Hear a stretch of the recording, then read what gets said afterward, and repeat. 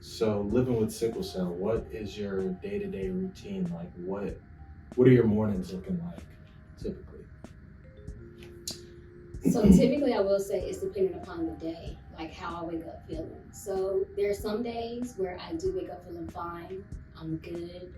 I feel like I can conquer the world.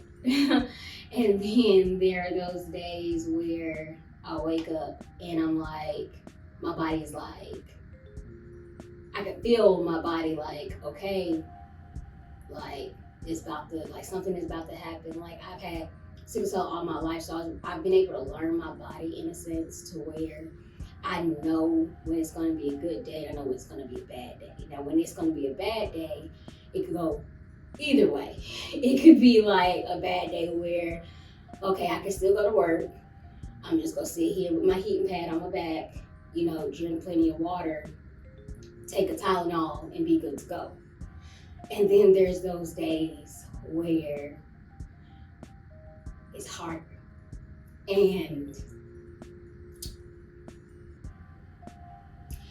you wake up and you're in pain and you don't know how bad it's going to get. And so you're thinking, okay, let me brace myself because it could get worse. It's one of those things that I've been able to learn my body in a sense where I know, like, okay, it could be more severe. And my more severe crisis is like, okay, let me go ahead and call my fiance or text my fiance and let him know, like, hey, this pain is coming. I took my Tylenol at this time, you know what I mean? I took my oxycodone at this time, but it's looking like it's about to be a hospital visit. So, yeah. And I will say, like, some mornings when I wake up and I wake her up, sometimes she'll be like, "Oh, my back." Like Yeah. that's the first thing she'll say, and that kind of like mentally, that's kind of made me start thinking like, all right, I might be getting a text or a phone call later on at work. And luckily, um, I actually work for a smaller minority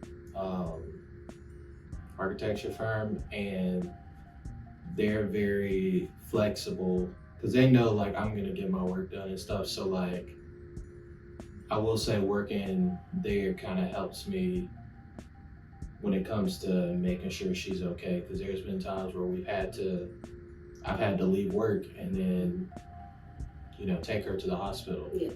And I will say that and we're going to get into a little bit, like dive deeper a little bit more, but like I will say that there's those moments of like guilt that creep up because it's just like I can't help it, but I know that I'm going to need help to get through this crisis. And so I have to contact him. And that's one of the hardest things because it's just like, it's like a monkey wrench in the day. And I don't know, I know he doesn't look at it like that, but that's how I feel. Because I'm like, oh, here we go. Like, here we go. Like, type thing. So, yeah.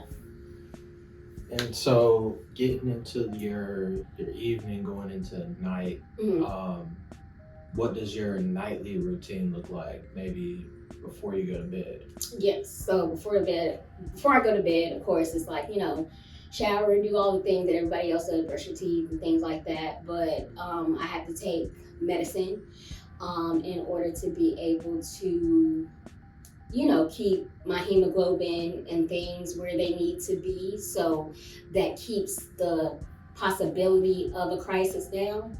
I will say there are days where I'm just like, I really don't want to take one. Like it's a mental thing. It really is. Cause it's just like, okay, I gotta swallow all these pills and like it's just like and so there are days where I don't take my medicine as I should. And so because it's just like again, but in the back of your mind that that's essentially what's gonna keep you out of the hospital.